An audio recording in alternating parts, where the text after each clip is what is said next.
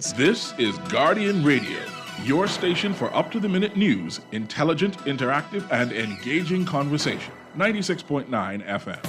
The views and opinions of the hosts and guests are their own and do not necessarily reflect the position of the management and staff of Guardian Network.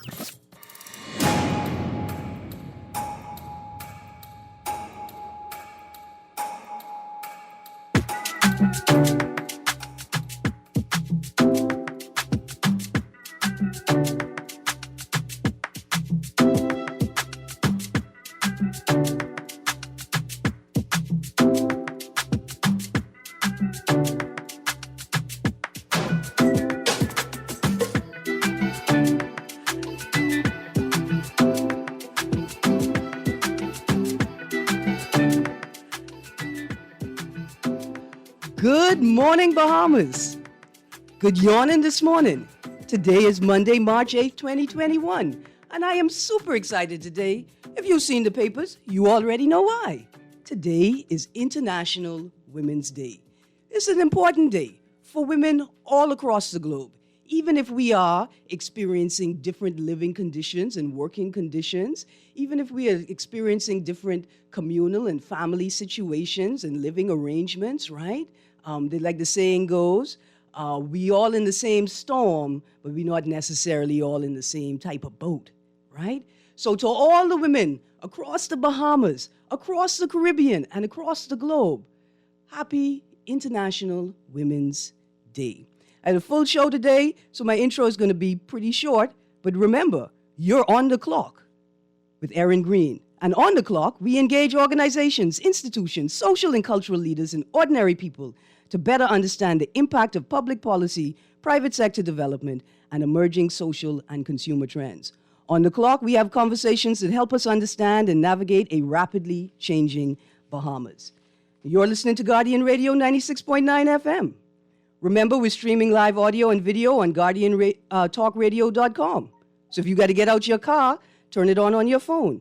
You can listen on TV on Cable Bahamas Channel 969 or Flow Channel 612. So if you're taking care of the household chores today for your wife, sir, you could put it on the TV and listen while you're waking. Or you can download the Guardian Radio app for your Apple or Android smart devices and listen to our audio feed or watch us on our video feed right there on the Guardian Radio app. You can text us on the Guardian Radio text line, that's 422-GR96, that's 422-4796, or you can call us at 323-6232, 325-4316, or 326-4259. I hope you're going to call in today because I got plenty questions for you. First of all, I've got the book giveaway question number 2. Now, last week, Friday, I told you that I wanted to pick a question that referenced some of the things mentioned in the article on Friday in the Nassau Guardian with comments from the Minister of Health, Renwood Wells, in response to the speaker's statement that or suggestion that he is inclined to introduce a Prime Minister's question time. Now, here's what the problem is. I spent all weekend looking for these House rules that the Minister, Renwood Wells, would have referenced in the article, and I can't find them anywhere. So I don't want to give you a question, A, that I don't know the answer to, and B, I don't want to give you a question that's so hard you got to hire a lawyer to answer it, because that's sort of counterintuitive to what we're doing. So I got 2 new questions for you today. Well, it's 2 questions roll into one. You have to answer both questions correctly to win the prize. The prize is a copy of the People's Constitution, a layman's interpretation of the Constitution of the Commonwealth of the Bahamas, composed or organized by Keisha Ellis. So, we're going to start off with the questions. Who is the first woman to contest an election in the Bahamas? And who is the first woman to register to vote for an election in the Bahamas? I will repeat the questions. First woman to contest an election in the Bahamas and the first woman to register to vote in the Bahamas. Text in your answers. When I get the first correct answer, I will contact that winner and make arrangements for pickup of their prize. Again, let me repeat the question. First woman to contest an election in the Bahamas, first woman to register to vote in the Bahamas, and we will ask you to text in your answer. Thank you very much. So, I don't want the men to feel left out this morning, and you shouldn't feel left out, because when we celebrate women, we celebrate everything that women love and need. And guess what's at the top of that list? Right under mangoes and tamarind and plenty time at the beach. Man, we love men. We need men.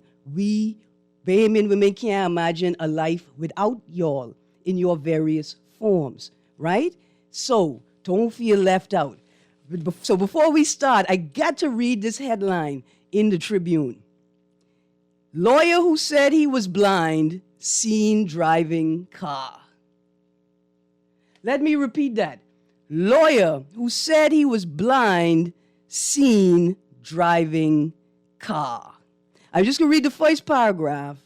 A Supreme Court judge has refused to give an attorney a second bite at the cherry, quote unquote, second bite at the cherry, and appeal sanctions related to his management of a $30 million estate on the basis that he is legally blind.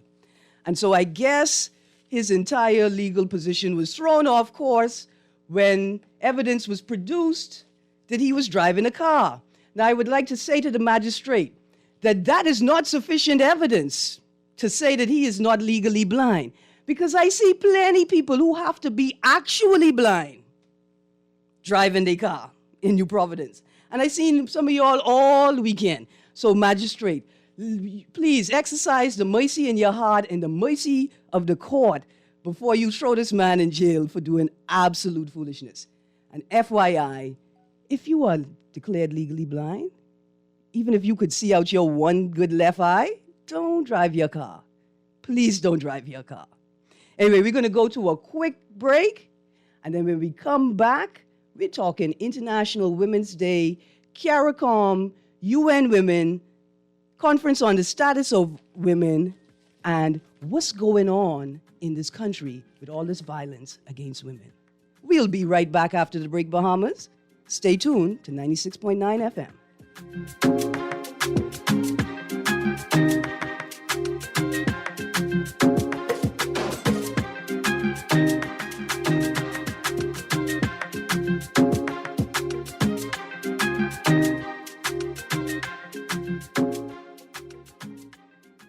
Always on the go? Missed the show? You can now listen to Guardian Radio talk shows anytime, anywhere on Spotify and YouTube by searching Guardian Radio 96.9 FM or by entering the name of your favorite show. You can also listen by logging on to GuardianTalkRadio.com and clicking on the podcast tab.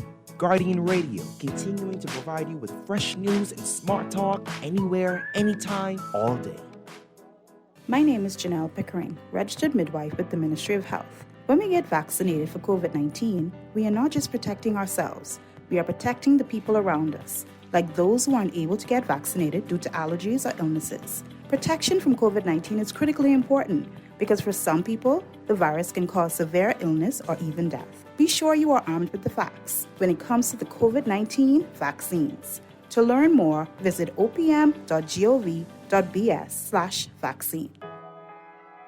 In life, there are always challenges. Today, we find ourselves having to be more self-sufficient, socially aware, and technically savvy. At J.S. Johnson, we are committed to our customers by providing cost-effective insurance solutions. No matter what your insurance needs, we will always be here for you.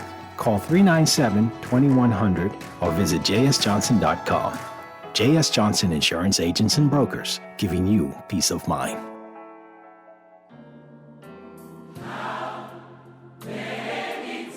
For the past 33 years, Great Commission Ministries has been defending the poor and hurting, feeding the hungry, and sheltering the homeless. We invite you to support our Live to Give program and make a difference in these challenging times.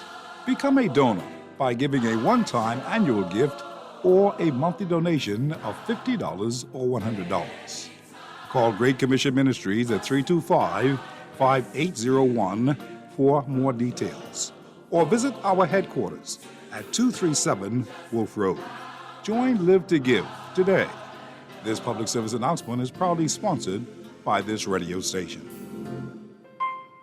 This is Guardian Radio 96.9 FM. Fresh news, smart talk, all day. Yeah, it's Calypso Rose, the Calypso Queen of the world. Manu Joe Marshall Montano. Here we go. Hey. Boy, don't touch me like you're going crazy. Let go me hand, let me jump up in the band. I don't want nobody to come and stop me. Leave me, let me free up. Me say, let me jump up. So leave me alone. I am going home. Good morning, Bahamas. Good morning. Welcome to 96.9 FM, and you're on the clock with Erin Greene. Today is International Women's Day, and that was just a little bit of liquor lyrics from Calypso Rose, one of the oldest and most successful women calypsonians in the region and the world. And I think Calypso Rose is in her 80s, right? And she's still performing. And this is a track that she released, I think, in 2019. And a part of it is to address attitudes around women's autonomy and their body and the choices that they make, both as single women and in relationships, right? And so, you know, from the 80s straight down to the little children, as you can see in today's section in The Guardian by Sharon Turner, Perspectives, that women of all ages are concerned about women's rights and the status of women. So as we begin the show, let me remind you of some things that are happening today.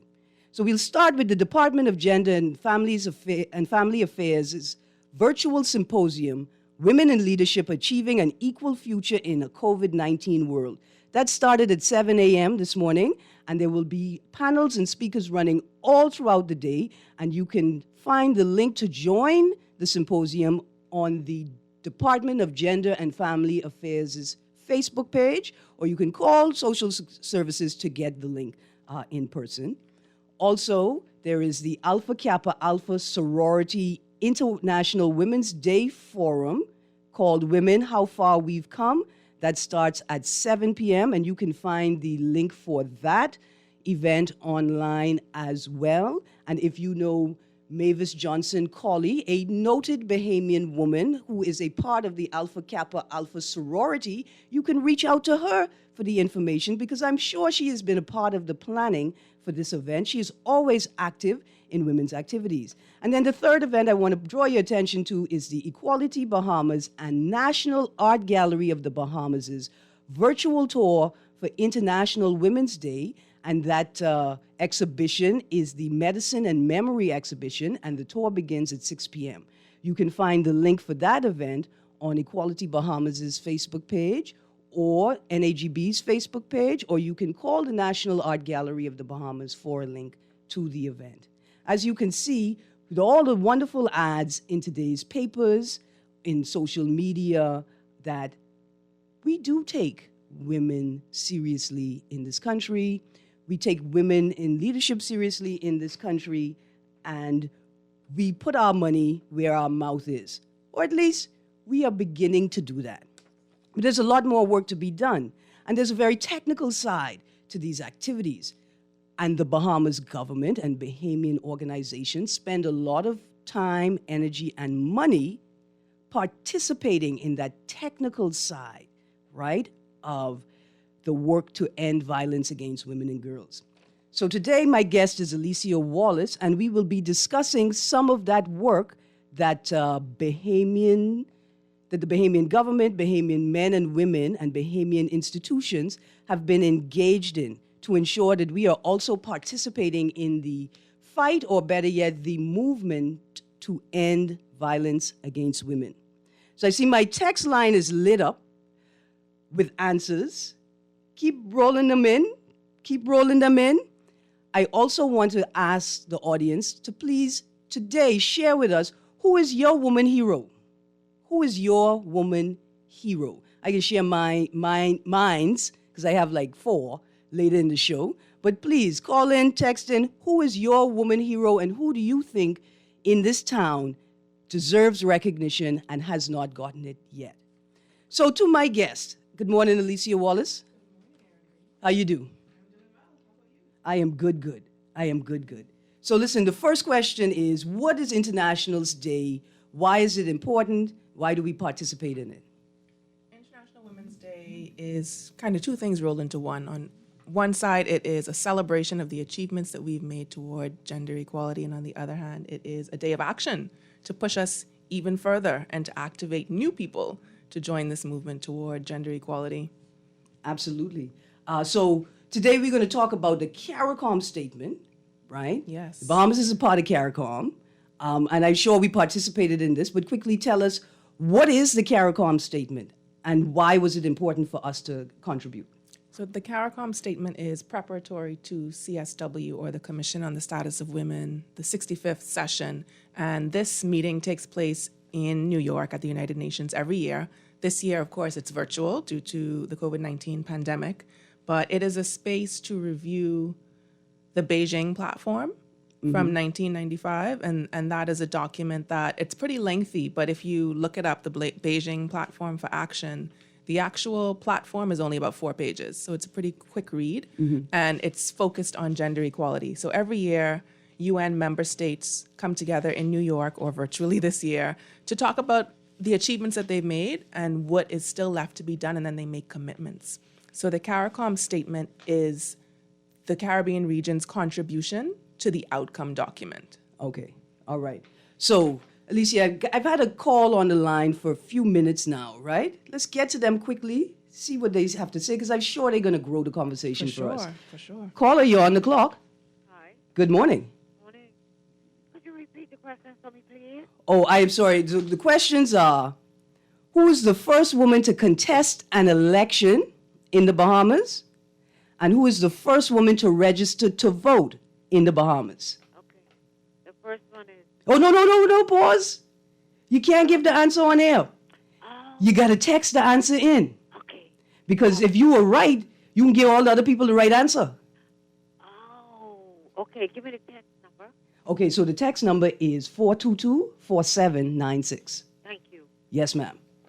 And also, there's a bonus. I got a bonus question.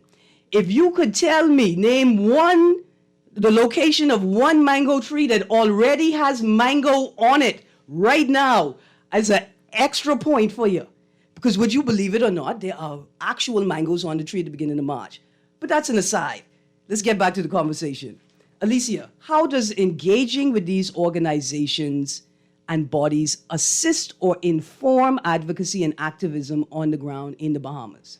It's really important to engage in these conversations and on these bodies because we get to see the commitments that are made at an international level. So a lot of times our countries, like the Bahamas, would go to an international meeting or convening and they make commitments.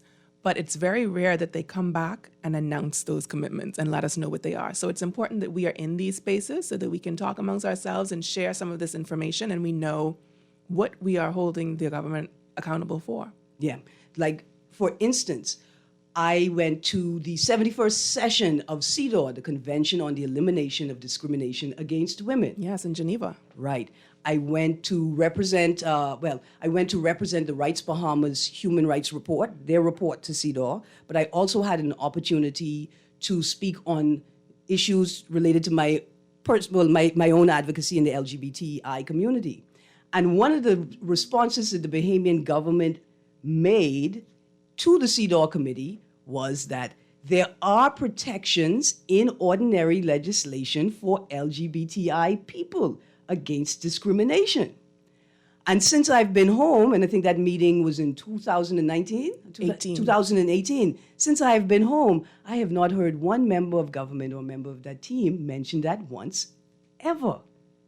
It's very interesting to see what we talk about at home and what gets discussed in other spaces. Absolutely. So what is required of us, right, on the ground as regular people to realize the commitments that our governments would have made in statements like the CARICOM statement and in statements like the ECLAC or the the Organization of Latin American and Caribbean States? We really have to pay attention. We have to pay attention to what's happening and kind of read between the lines sometimes. And, sometimes there are articles in the newspaper that sort of gloss over and say, such and such a person from this ministry attended such and such a meeting, but there might not be details on that meeting. But most of the time, there are recordings that you can find and there are transcripts that you can look at to see what these meetings are all about. And you might not have the time to read everyone's speeches or contributions, but you can definitely find, in most cases, an outcome document, a declaration, something that countries signed on to or ratified.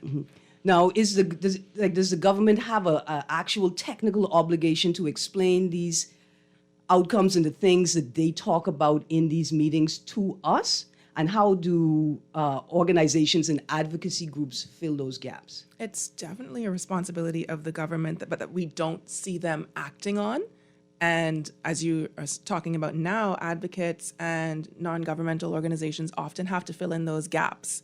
And these organizations are already stretched, right? Like a lot of them are doing service provision. A lot of us are doing advocacy already. And it's another layer of work to engage the public directly and let them know what is happening and actually be able to break that down, because a lot of these documents tend to be quite technical and it takes some work to understand them. So it's not enough just to share the documents. We need to be able to break them down to the bones, get down to the core message and share that with people and actually let people know how this affects them. Because a lot of times we think that what happens in other spaces doesn't apply to us, right? So we have to be able to make that connection between these sort of big, almost abstract ideas and connect it to people's actual lived realities. Right. And then sometimes a document may focus on an issue that is not as prevalent or exacerbated in your jurisdiction, right? So for instance, femicide, attention to femicide is a major focus in documents like this.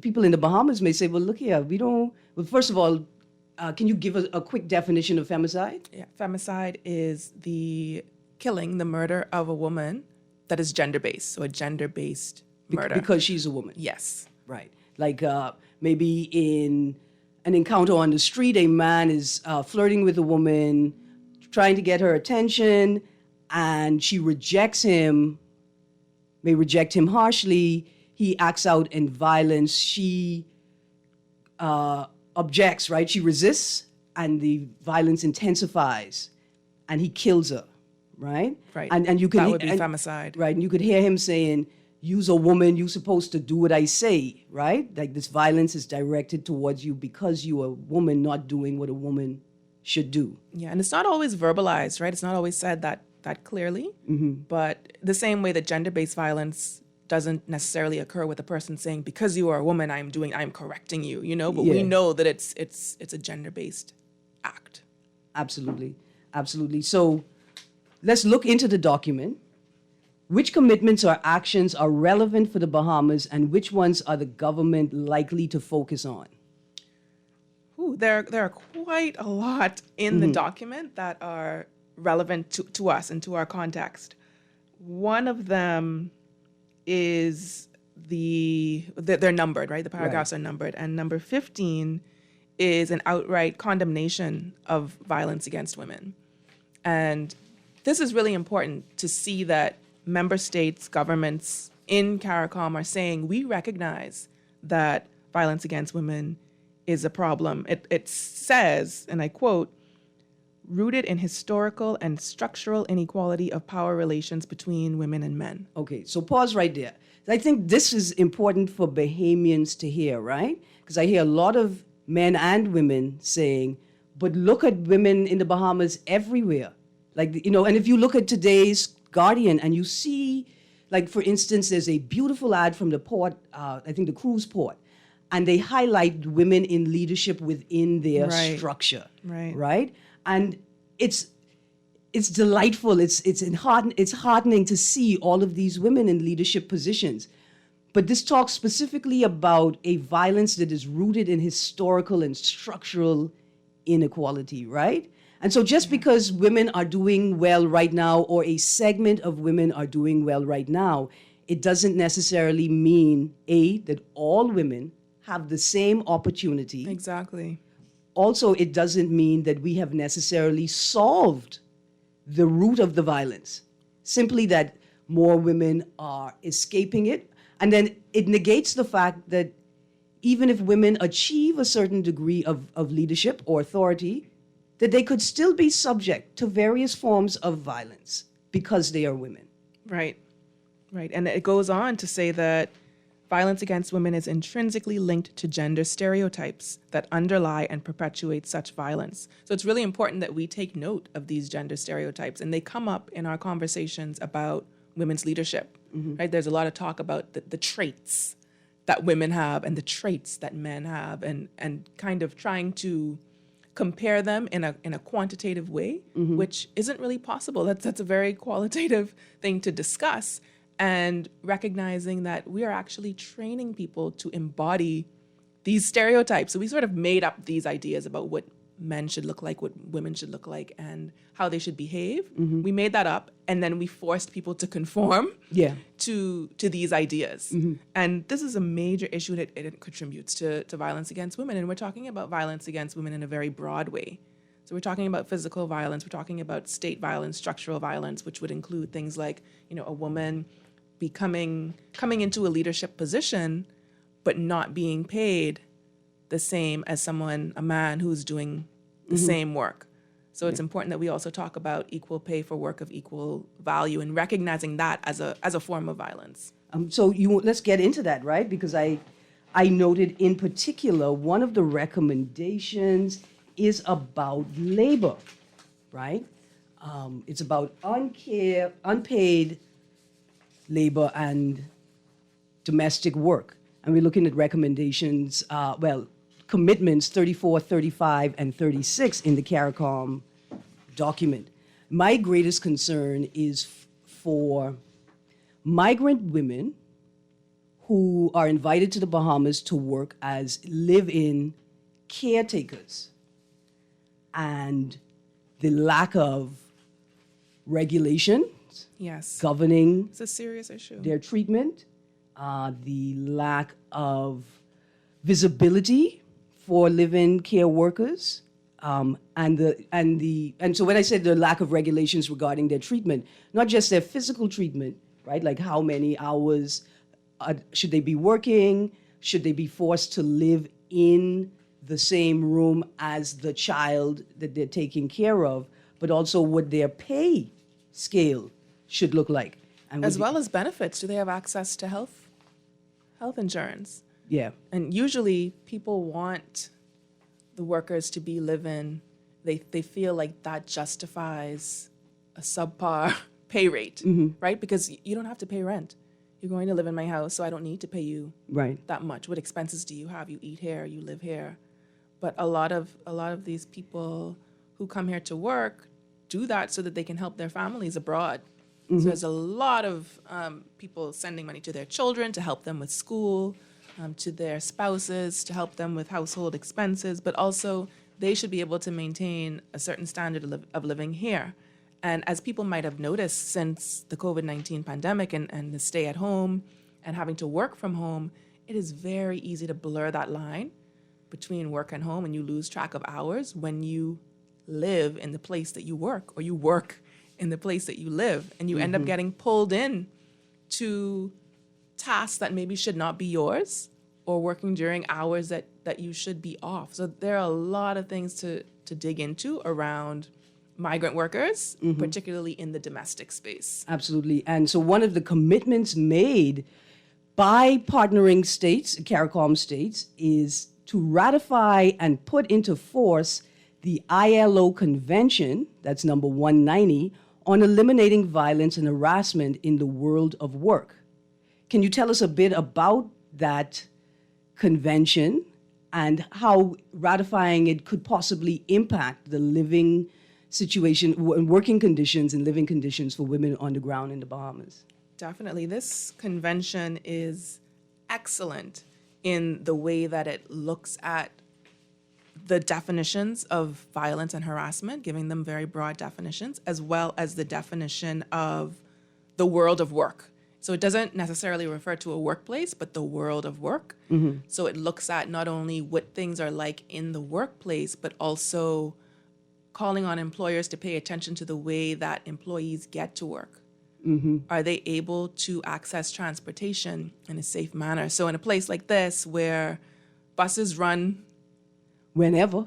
yeah, and not at all during certain hours. Right. And being a country that's very dependent on tourism, so many people working in the hotel industry, how are people getting to and from work if they don't have cars when they're working shifts? Right. So are employers, like the major hotels, providing some sort of bus service Right. to employees So I think to ensure their safety? Right. So I think the Hotel Workers Union has a bus system, or had a bus system that worked effectively, and people really took advantage of that, right? But what are the conditions for women traveling at night without their own car? And what are the conditions for women traveling at night with their car? Right. Right? And what is the pay scale gap? What's the difference in pay for that graveyard shift, right? That overnight shift? And are women, is there a barrier to women accessing that higher paid shift because they don't have access to safe transportation? Right. These are excellent questions that we need to be delving into Right. and thinking about when women are and are not able to take shifts and be able to make money as well as extra money. And one of the examples that we've used in recent months, because we talked a lot about the ILO Convention 190 in November around 16 days of activism against gender-based violence, we looked at the case of the young woman that reported, she's a radio host, right? And she reported that she was being stalked. Yes. And it started online, this person just tuning into all of her live Right. Work related. shows and making comments, and then started calling her, and then started showing up Yeah. Right. at the workplace to the point that she had to always ask for another, like a coworker, to escort her to her vehicle in the evenings. And it seems like it was an informal arrangement, right? Like you can just kind of go to a guy at work and say, hey, can you just walk me to my car? But when something like this is happening, especially when your workplace has put you in a position where you are a public figure, Yeah. right? You're a public persona. What is their responsibility in ensuring your safety around the building and in getting to and from work? Right. And these are conversations that we don't often have. And in the time of COVID, when businesses are employing alternate strategies, right, for selling, for trade, for placement in the market. Take, for instance, there is a service provider that has staff located in popular areas around the island selling products. They pop up a tent and the staff is sitting there. There is no security per se. I don't know if there's a male member of staff or someone designated as security that sits in a vehicle undetected to watch over them. It's typically women working. They are exposed to the elements. We think of women who sell numbers, women who work for gaming shops and provide that service. I don't know if it's still going on, but they move around with the machine, the handheld machine, right? What are the security, what's the security protocol for those people? Or are they freelancers and they required to take care of their own security, right? We have all these alternate sort of employment opportunities, but do the employers see that even though their staff is outside of the traditional workplace, they still have a responsibility for their safety? Exactly. And the ILO Convention 190 speaks to some of these things and looks at, like I said, transportation to and from work, ensuring that changing rooms and restrooms are safe places, that if a person has to travel for work, that their travel is secured and that they're safe and that they're responsible for what takes place at the conference hall, in the hotel that staff has to stay at. So it's quite broad. There's also the very plainly stated responsibility to identify workers who are at the highest risk of experiencing violence and harassment. So in the convention, it says, quote, identify in consultation with the employers and workers' organizations concerned and through other means the sectors of occupations and work arrangements in which workers and other persons concerned are more exposed to violence and harassment. So it calls for some assessment Right. of industries and of particular job positions and then responding to them. And it speaks to a duty of care that employers have for employees, Yeah. right? And we can see that that is missing across the board in this town. And one of the most stark instances is the lack of access to bathroom facilities and the condition of bathroom facilities in some buildings, and then for people who are working off-site, right? And this is a very, very basic function. But we've got some other commitments and recommendations I want to touch on, because when I first read the statement, I thought to myself, okay, this is wordy, and I don't really know if this have anything to do with the Bahamas. Maybe we were just joining in support for countries that have a far worse situation than we do. But then I saw commitments 22, 23, 24, and 25 that speak to rural women, right? Yes. And then I remembered that rural women are what we refer to as Family Island women. women who live in the family island or the out island, or the technical term, the archipelagic exterior. And let me tell you why I use that term, people. Because when we say out island, we just say, oh, well, you want to live in the dirt, you want to live on the rock, you know, you get to go to the beach every day, that's the benefit. But when you speak about the archipelagic exterior and you get into these documents and you understand why it is recognized as that, right? And you understand that these bodies know that we have to ensure that people in the archipelagic exterior, right, have the extra resources necessary to participate at the same level Exactly. as people in the interior, in the capital, right? So that's very important. And so I'm going to list two of the things I thought about. First thing I thought about was the cost of feminine hygiene products on the outer islands. It is out of the roof. It is it's unbelievable in New Providence. It is. And there's tax. Right. So there's duty on it. We have to pay VAT on it, and then the added shipping costs and all the costs that get added from it to get from New Providence to the family island. islands, right. And so, as a woman in Nassau, I am prepared to say I will pay tax on my feminine hygiene products if it means that we could reduce the cost of the products that go to the family island. Right. We need to increase access and recognize that some people have less access than others, and we need to find ways to make that equitable, right? To make sure that people can access these products. And while we're on this topic, it's important that we know about the Dignified Girl Project, which is run by Philippa Dean, doing amazing work ensuring that women and girls have access to menstrual hygiene products. So they're providing underwear, pads, and in some cases, some other hygiene products like soap and things like that. So if anyone is in need of those kinds of products, definitely get in touch with the Dignified Girl Project. They are on social media. You can find them on Facebook for sure, as well as Instagram. Right, absolutely. And another thing I thought about was the culture of sexual predation on minors and young women and young boys, right? So when I say minors, on young women, young boys in the closed family island communities, right? And so, on the surface, I didn't even think about it, but when I delved into it, I realized that this is what this commitment is speaking to us directly in the Bahamas.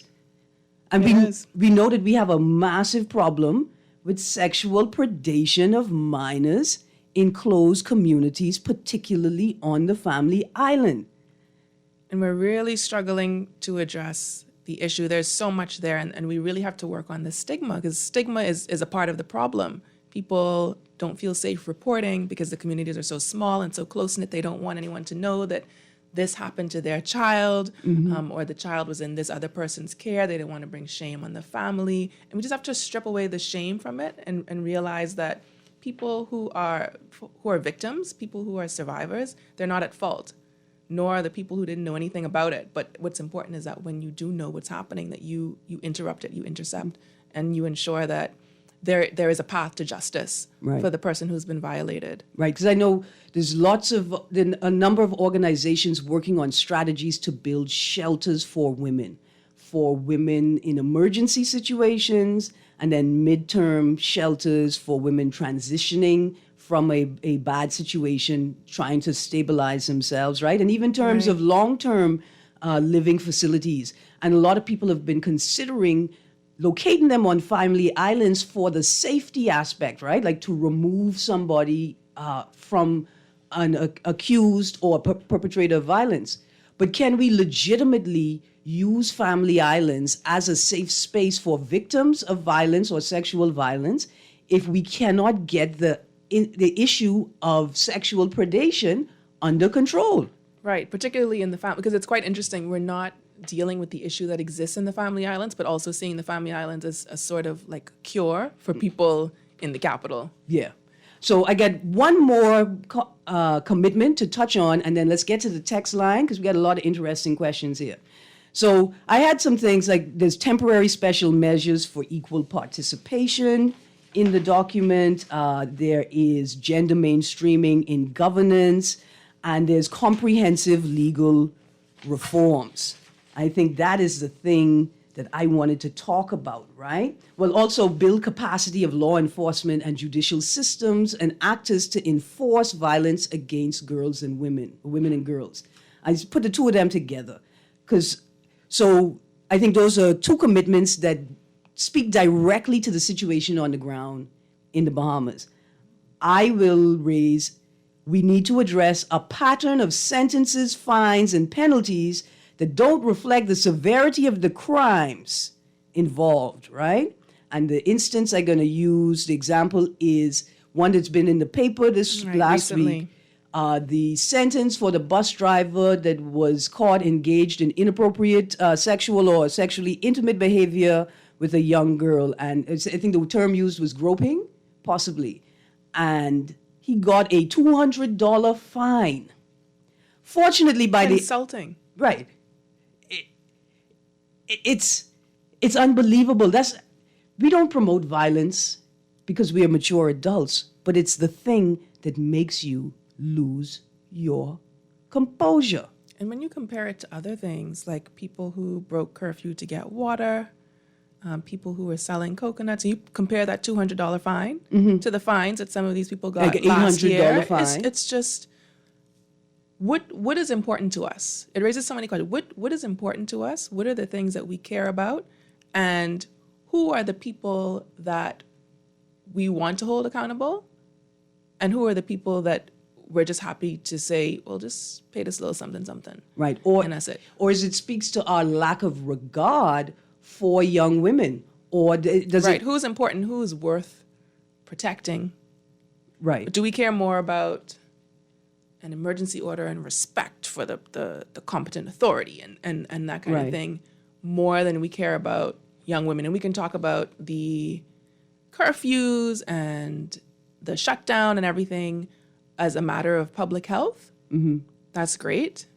We need to understand that issues of sexual violence, domestic violence, gender-based violence are also public health issues. Right. And you say this is a pattern of behavior, right? I think that particular fine just outraged everybody. But we've seen since the beginning of the lockdowns an increase in domestic violence, intimate partner violence, and sexual assaults and sex-based So crimes. there's more opportunity. Right. Because you're in the same space for a much longer period of time. But at the same time, we've seen a pattern of fines that on the surface make you think that, okay, this is a magistrate who is being lenient in the time of COVID where people don't have access to money or people need to work to support their families. But these penalties are so lenient that it gives you the impression that we don't actually think these instances are crimes. And that's an issue. Right. I think when going back again to what happens when missing girls are reported and the sort of attitude that people have about it, that, well, she made a choice and she could be home soon, but this is a crime that we're talking about. Yeah. So I got a text here. Let's get into the text, right? Yeah. Because I did want to talk about, I have to say it, we have a practice. I don't know if it's a policy. I'm certain it's not a law, but there's a practice where we make sexual assault and rape victims confront the accused in police interviews. And some of those people are minors, right? And this is happening on the ground in the Bahamas. And just to give you an example of why this commitment that the Bahamas government signed on to is so important on the ground in the Bahamas. So let's get to this text. This is ridiculous. Men are most likely to be victims of violence. How are you saying that women should get special treatment for travel? This is pure madness. So, here's what we're talking about. It's like this thing like black on black crime, right? Except when you go to the US, you realize that the majority of white people are killed by white people because it's a majority white country. Right. Right? The violence that men experience, is it violence directed towards them because they are men? Right. Or It's generally not gender-based violence, Right. which is what we're talking about right. now. Is it violence directed towards them because they're involved in gang activity, right? Or there's poor Some kind of retribution. right, poor conflict resolution in terms of money owed, bills not being paid? Is it about conflict resolution and disrespect in a particular social environment? But are men being killed because they are men, right? We had an instance where a woman, I think, was burned with an iron because she did not move out of the way when her Right, boyfriend of the said, TV. move, you blocking the TV. I believe in the moment the boy thought to himself, you is woman and I is man, and I tell you move, and you ain't move, so this what you get, right? And so, yes, men are victims of violence. I think the majority of those instances come from a lack of conflict resolution and gang activity, not just because they are men and not doing what men are supposed to be doing. Right. And women are more vulnerable and experience higher rates of violence. That is gender-based violence. And it's really important to note every time we get comments like this that because we're having a conversation about women doesn't mean that we don't recognize that there are issues that need to be dealt with regarding men as well, right? It's not a minimizing Right. of other issues to make the decision that we're going to talk about this today. Right. And today is International Women's Day. Right. So that's why we're talking about this Today. right now. But I think that we can make other spaces to talk about violence more broadly, for sure. Right. And we will do. My intention is to have both men and women who work in these fields to come on and talk about the impact of empowering women on the lives of men and the impact of violence against women on the lives of men. And we also want to talk about why it's important to build strong women because women generally are responsible for raising their households, right? Right. And so nobody is negating the fact that these things also impact men. It's just how are we going to talk about it and how are we going to address it? So Alicia, I want to say thank you for delving into this document with me and why it's important for Bahamians to participate in this process at the government level, at the advocacy level, and at the citizen level, right? We have this big hoopla every year. Many people don't know why. Some of the texters call in and say, I don't understand why we're talking about this again. But we had an opportunity to talk about why these things are relevant to the Bahamas. So let me get into the text line. I got one text, Greene, how are you? Two straight. That's my favorite political advocate texting me. Okay, so my first answer comes from a text line with the first three digits, 821. That's 1242821. And I will be contacting you after the show to arrange details for pickup. The correct two answers are Dame Doris Johnson, who is the first woman to offer in an election, and Ruby Ann Cooper Darling, who is the first woman to register to vote, right? So that woman, she's serious. She said, I gonna be there first. I so serious about this thing. Let me repeat the answers. The first woman to run in an election, Dame Doris Johnson, and the first woman to register to vote is Ruby Ann Cooper Darling. And the winner, the first three digits of the number are 821. I will contact you after the show. I'd like to thank everybody for participating in the competition. I got a lot of wrong answers. Janet Boswick was the first woman MP. That is the correct answer, but not for this particular question. You almost make me feel like I was in politics just now. That's what they do. They give you the right answer, but not for that question. I've got some, Alicia, I got a text here about gender-based violence. I want to read that quickly. I'm so sorry I missed it. Okay. Inland Revenue. My texters asked me to let you know that they need their business license. We are going to pretend like they're a single mother who has been laid off and made redundant and is struggling to figure out how to make ends meet. And they require just a touch more efficiency in your services. And all, right, like all government services, when you do your job, remember that poor people rely on you doing your job for their survival. And in this instance, women who have been marginalized from mainstream economies need to get that little thing in their hand so they could go on the street and sell their wares. They do. Tamarind selling. Okay. Janet Boswick was the first woman member of parliament, and Ruby Ann Darling, the first woman to register to vote. You are correct. Dame Johnson would have been the first woman to contest an election. Here's another text. Hey, good morning, Erin. Have local studies been executed on gender-based violence or on the gender pay gap? And if so, where can we find these studies? There are actually some studies, research going on right now. So we should have some new data very soon. Around the pay gap, it's quite difficult because it requires reporting and sharing of salary information, which is stigmatized here. Yeah. But, there is a way because we know that National Insurance is collecting contributions, and those contributions are based on salary. Mm-hmm. So we could use that data if we had access to it. So one of the issues that's raised in this CARICOM statement is member states are acknowledging that there is a serious issue with data collection as well as the sharing of data, and they are committing to doing a better job of data collection and disaggregated data, which means separating it out by particular factors, and in this case, sex disaggregated. Absolutely. And so to my bonus question, somebody said, I know a yard that have mango on it off Golden Isles Road. Well, thank you very much. I'll be visiting that tree shortly. Drive around and see if we find that. Right, but what is interesting is that there are a ton of early mangoes this year. And so I encourage people to pay attention to what's happening in your environment around you, right? We have our heads in the phones all the time, but when you look up, you may see miraculous and wonderful things around you. So we're out of time, Alicia. I want to thank you very much for having this technical conversation with me today.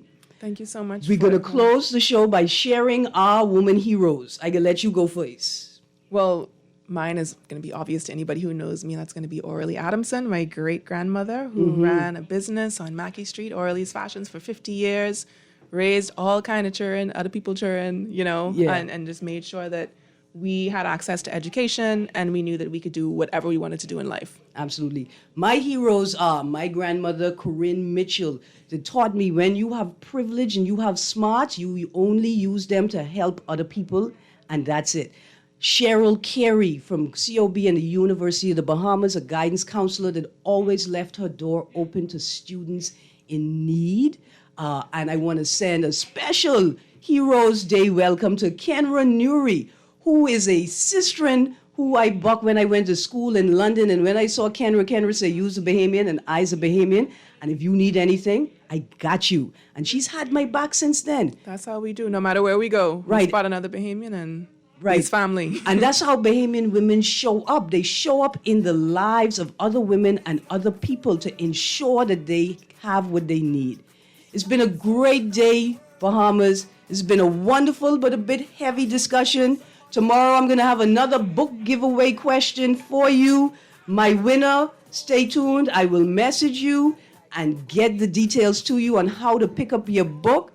You guys, as we leave the show, listen to this song by Calypso Rose, one of the most successful women calypsonians in the world. And this song that she penned a few years ago because she knew it was necessary. You guys have a great day. Love each other. Touch each other with love and support. Not with your hands. Yeah, because it's COVID time. It's COVID time. Be safe, Bahamas. Have a wonderful day. Levan Miller and Unleashed is up next.